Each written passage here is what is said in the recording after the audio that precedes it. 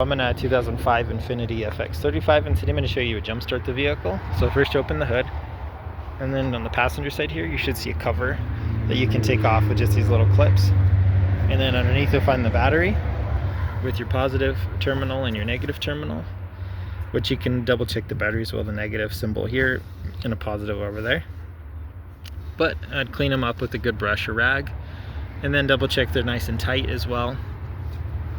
And once that's done, then either with your jump box or your jumper cables, make sure your metal clamp is directly to the positive metal, and then your negative clamp is directly on the metal here on the negative side.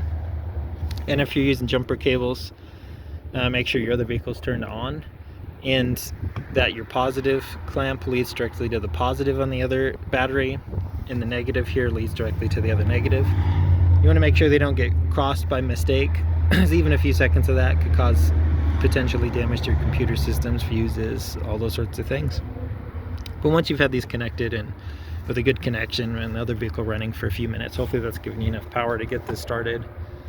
If you've been trying that for a while and still having issues, you might need to replace this battery, which you'd have to remove this cover, which is just got these little tabs you can pop out, and then this should remove once you pop these out. And then you just loosen these connections so this battery is free for you to just lift out, and then you set the new battery in its place, tighten everything again, put your cover back on, and you should be good to go.